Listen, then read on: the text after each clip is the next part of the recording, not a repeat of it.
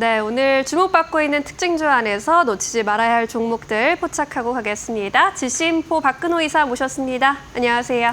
안녕하십니까. 네, 반갑습니다. 오늘도 파이널샷에서 포착한 15개의 특징주 먼저 화면에서 만나보시죠. 자, 오늘도 여러 가지 종목들 주목을 받고 있습니다. 앞서 살펴본 스튜디오 미르 상한가에 계속 안착해 있는 모습이고요. 네이버와 카카오도 동반 강세 흐름 이어가고 있습니다.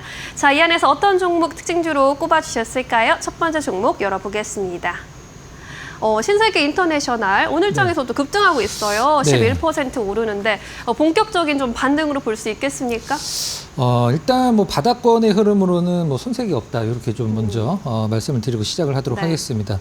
오늘 신세계 인터내셔널이 고가권에서 좀 약간 밀려 있죠. 한 23%까지 거의 상한가를 가려는 듯한 어떤 느낌까지 주었었는데 지금 좀 밀려서 한 10% 초반권 상승을 보여주고 있는데 오늘 딱히 무엇 때문에 오르는 것이다라고 이제 설명이 되진 않습니다. 실질적으로는 뭐 혹자들은 뭐 시청자분들 중에 신세계 INC가 오르니까 뭐 따라서 오르는 게 아닌가라고 생각을 하실 수도 있는데 뭐 딱히 관계가 없죠.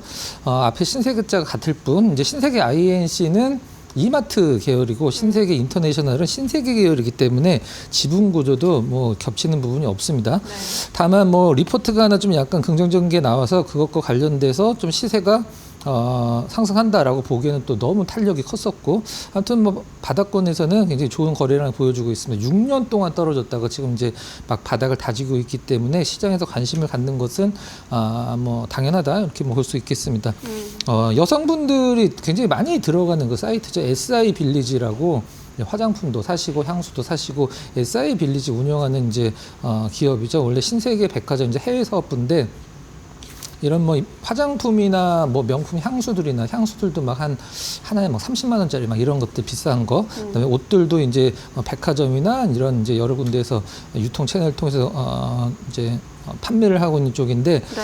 이 신세계 인터내셔널의 그 실적을 보면 굉장히 좀 재밌는 부분이 있습니다. 어떤 게 재밌냐면 우리가 보통 뭐 영업이익이 굉장히 많이 지금 줄어들고 있는 상황인데 신세계 인터내셔널이 주가도 그만큼 빠졌고요. 근데 그러면은 매출이 같이 빠지면 이해를 할 텐데 매출은 어느 정도 계속 유지를 해주는데 영업이익만 계속 좀 빠지고 있거든요. 그래서 신세계 인터내셔널이 이 부분과 관련돼서 뭐 해명이라고 해야 될까요? 아니면 뭐 어떤 설명을 좀 내놨었는데 왜 매출은 유지가 되는 한 1조 3천억 이상 계속 유지되는 영업이익이 이렇게 계속 빠지나 이제 시장의 어떤 궁금증에 답을 좀 내놨는데 사실 그렇게 답이 명쾌하진 않습니다. 그냥 어떤 좀 뻔한 얘기죠. 뭐 고정비가 굉장히 좀 많이 들고 있고 뭐 일회성 비용이 발생을 하고 있고 브랜드들 기존의 브랜드들이 많이 계약이 해지가 됐다 이런 얘기인데 기존의 브랜드들이 계약이 해지되는 만큼 신규 브랜드들도 제가 알기로는 좀 많이 들어왔거든요. 네. 일단 뭐 바이레도 같은 경우는 매장이 좀 줄기는 했죠. 33개에서 좀 많이 줄었습니다. 14개로 좀 줄었고 알마니 같은 경우는 57개에서 49개로 계속적으로 좀 감소 추세에 있는 부분입니다. 최근에 이제 그 인수한 그 화장품 브랜드 중에 어뮤즈라고 있어요. 이 브랜드가 매출이 굉장히 좀 타이트하게 늘고 있는 것으로 일단은 시장에서 좀 분석이 되고 있는 그런 상황인 것 같아요. 일단 최근에 나온 리포트에서 가장 좀 그 강조를 하는 부분은 무엇이냐면 상반기에 이제 안 좋을 것들은 다 몰려 있고 지나갔기 때문에 하반기에 실적이 좋아질 가능성이 굉장히 농후하다. 이런 어떤 비유였었거든요. 실질적으로 이제 1분기, 2분기 실적 잠깐 살펴보면 뭐 크지는 않습니다만 사실 1분기에 47억 정도 영업이익이 나왔고 굉장히 좀 적죠. 덩치에 비해서는. 그다음에 2분기엔 70억 정도 기록을 했는데 아무튼 제가 봤을 때도 6년 동안 떨어졌는데 여기서 더 떨어질 곳이 있나 그리고 사업 내용 그다음에 최근에 신세계 인터내셔널의 어떤 경영의 행보를 봤을 때 뭐 바닥인 것은 확실하다라고 이제 보여집니다. 차트 잠깐 보면서 오늘 굉장히 수급상으로 좀 특이한 부분이 있었었는데 네. 외국인들이 굉장히 많이 팔았어요. 기관은 사실 올해 초서부터 많이는 아니지만 뭐 점진적으로 계속 매수 기조를 유지해 가고 있는데 어제 기관이 우리가 보통 V자 반등을 할 정도로 많이 샀거든요. 근데 오늘 어제 산 거에 4배 이상을 매도를 하고 있는 상황입니다. 이제 장중이니까 이제 적용이 안 돼 있는데 제가 외국인이라고 하더라도 이렇게 좀 약간 뭐 러프하게 좀 올라가면은 이제 매도에 대한 어떤 욕구가 안 생길 텐데 오늘 뭐 20% 이상 올라갔을 때 단기 차익 실현에 대한 어떤 뭐 그런 뭐 욕구가 굉장히 좀 강하게 생길 수밖에 없는 시세였던 것 같아요. 그러니까 정리를 하면 일단 네. 상반기는 안 좋고 하반기는 좋아지고 수급상 외국인들 수급은 이제 턴어라운드 할 것으로 기대를 했으나 오늘 굉장히 많이 팔고 있다. 이렇게 보시면 될 것 같습니다. 네, 지금 이제 가장 중요한 것은 하반기에 이 영업이익의 실적이 얼마나 개선되는지를 눈으로 확인할 수 있느냐, 그 부분이 될 것 같습니다. 앞으로 흐름 지켜보도록 하겠습니다. 자, 두 번째 특징주로 넘어가 볼까요? 어떤 종목 골라주셨습니까? 현대무백스. 이 종목도 오늘 괜찮습니다. 네, 9에서 10%대 오름세. 사실 어떤 오늘 이슈가 있나요? 네, 최근에 뭐 정책주들, 뭐 테마주들 이렇게 뭐 상한가 가고 초급등하는 종목분들 이제 뭐 장중 내내 얘기를 들으실 테니까 저는 좀 약간 그 실적이나 이런 것들이 턴어라운드 하는 기업들 위주로 좀 한번 살펴볼 텐데요. 좋습니다. 일단 현대무백스 어떤 이제 좀 낯설은 종목일 수도 있고 잘 아시는 분들은 잘 아실 수도 있는데 일단 물류 자동화 시스템 관련돼서 굉장히 좀 우리나라에서 앞서가는 기업이죠. 그 다음에 우리가 뭐 출퇴근하시는 분들, 대중교통으로 출퇴근하시는 분들 하루에 뭐 2번은 꼭 이제 보시는 지하철의 이제 승강장 안전문, 그 다음에 ITA 솔루션 서비스를 전문으로 하는 기업이라고 이제 보시면 될 것 같아요.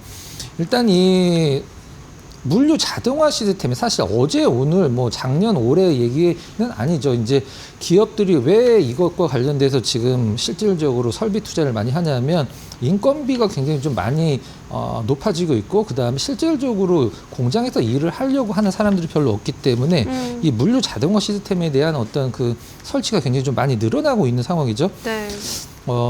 재작년 23년도서부터 뭐 예측이긴 합니다만은 뭐 27년까지 연 20%를 성장을 할 것이다. 사실 이런 것은 이제 이 현대무백스가 지금 쌓아놓고 있는 수주 잔량으로 계산이 되는 거기 때문에 거의 뭐 특별한 일이 없으면 27년도까지는 연 20% 성장을 한다라는 것이 담보가 됐다 이렇게 보시면 될 것 같아요. 일단 올해 이제 매출이나 영업이익 같은 걸 잠깐 살펴보면 일단 올해 그 1, 2분기 같은 경우는 전년 대비해서 한 23% 정도 매출이 늘어나고 있는 상황이고요. 4,700 작년에 그리고 재작년 기준으로 그 다음에 올해 같은 경우는 이제 전년 대비해서 한 33% 정도 성장을 좀 예상을 하고 있는 상황입니다.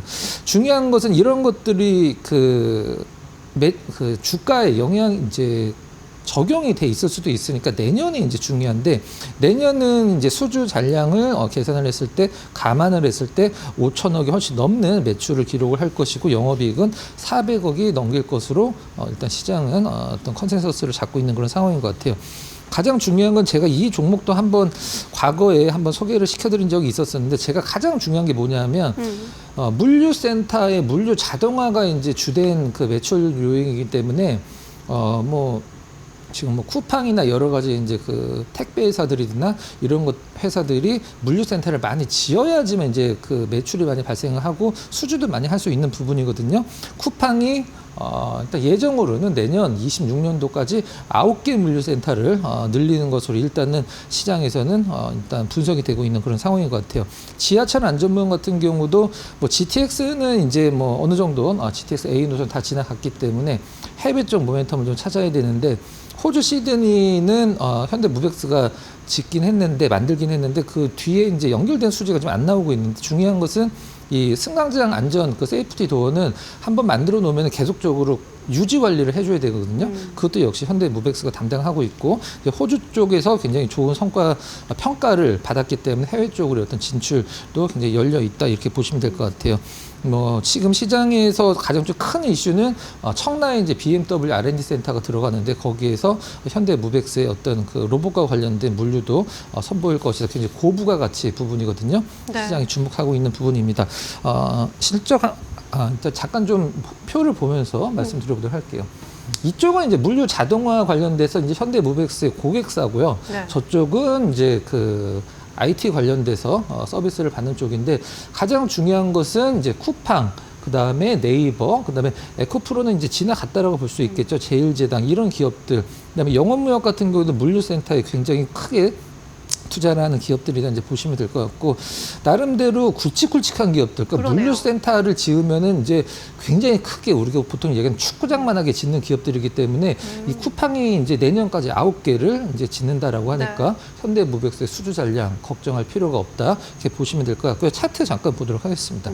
주봉으로 한번 좀 살펴볼게요. 과거에 무슨 일이 있었길래 이렇게 거래 정지가 있었나요? 생각하실 수도 있는데 스펙으로 상장을 한 기업이기 때문에 이때는 정지 기간이 좀 있었고요. 그 다음에 지금 가격대가 사실 뭐 작년도 마찬가지로 계속적으로 이제 돌파를 하면은 이제 저항 맞고 떨어지는 가격대였었는데 지금 차트의 흐름이나 이제 시장에서 움직이는 어떤 수급 같은 거를 종합적으로 좀 판단을 해 봤을 때 이 저항선은 뭐 강력하게는 아니더라도 좀 러프하게 돌파한 후에 계속적으로 이제 이게 저항선이 아니라 지지선으로 작용을 해서 차츰차츰 단계별로 상승을 좀 예상을 하는 그런 종목이고 내용도 그에 만한 가치를 가지고 있다 이렇게 말씀드리도록 하겠습니다. 네, 현재 구간에서 접근하기 좋은 위치에 있다. 그리고 이 하고 있는 사업들이 꽤 미래가 또 유명하게 보입니다. 성장성이 있는 부분이 나타나고 있다라는 점들 잘 체크해 보시면 좋겠습니다.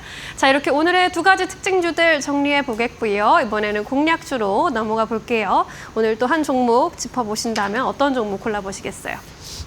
약간 좀 바닥권에서 더 이상 떨어질 자리가 없는 종목을 한번 골라봤습니다. 떨어질 자리가 없다. 네, 솔로엠을 한번 좀 골라봤습니다. 네, 이유는요? 솔로엠 일단 많이 이제 뭐 회자가 되는 종목은 아니기 때문에 어떤 기업인지 먼저 좀 설명을 드려야 될 것 같아요. 저희가 이제 마트나 편의점 같은 데 가면은 가격표가 써 있죠. 지금 우리나라에서는 아직까지는 이제 프린트해서 이제 꽂아 넣는 가격표를 많이 쓰는데, 뭐 미국이나 유럽 같은 경우는 이제 뭐 카운터나 아니면 본사 같은 데서 뭐 몇 퍼센트 세일을 한다 그러면은 가격표가 전자식으로 돼 있어서 차차차 바뀌거든요.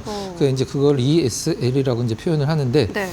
이 부분과 관련돼서 전 세계 탑티어 기업입니다. 뭐 한때는 1위를 했다라는 얘기도 있고, 뭐 아직은 2위다라는 얘기가 있는데 1위와 2위가 사실 뭐 중요한 부분은 아니죠. 이 ESL 관련돼서 일단 성장성이 지금 뭐 우리나라만 보더라도 지금 사실 찾아보기는 힘들거든요.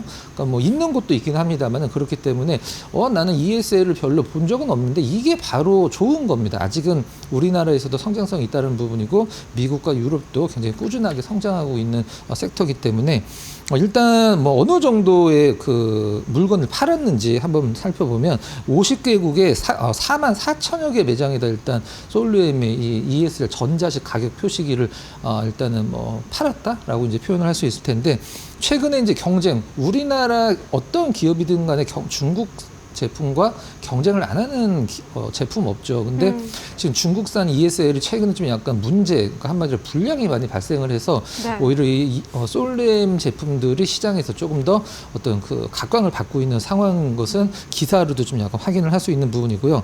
유럽이랑 미국이 이제 두 그 매출 비중이 가장 높은 쪽인데, 유럽 쪽이 일단은 한 60%, 50% 이상 정도 차지를 하는 부분들이 있고요. 그 다음에 북미 같은 경우는 30%, 북미에 좀 약간 굉장한 라이벌 기업이 좀 하나가 있죠. 그래서 미국 같은 경우 캐나다 포함해서 30%, 이제 유럽 같은 경우는 60% 정도 매출 비중이 나온다라고 보시면 될 것 같아요.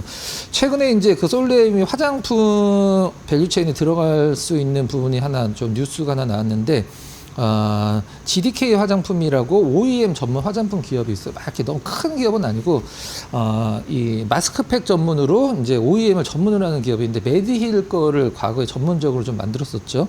이 GDK 화장품이 시가총액 800억 내외를 좀 시장에서 인정을 받고 있는데, 50% 약간 덜을 400억 주고 일단은 인수를 해서 이 부분도 일단은 뭐 솔루엠의 이제 향 모멘텀으로 작용할 수 있는 부분이다 이렇게 보시면 될 것 같아요. 차트 잠깐 보고 가격 전략 드리도록 하겠습니다.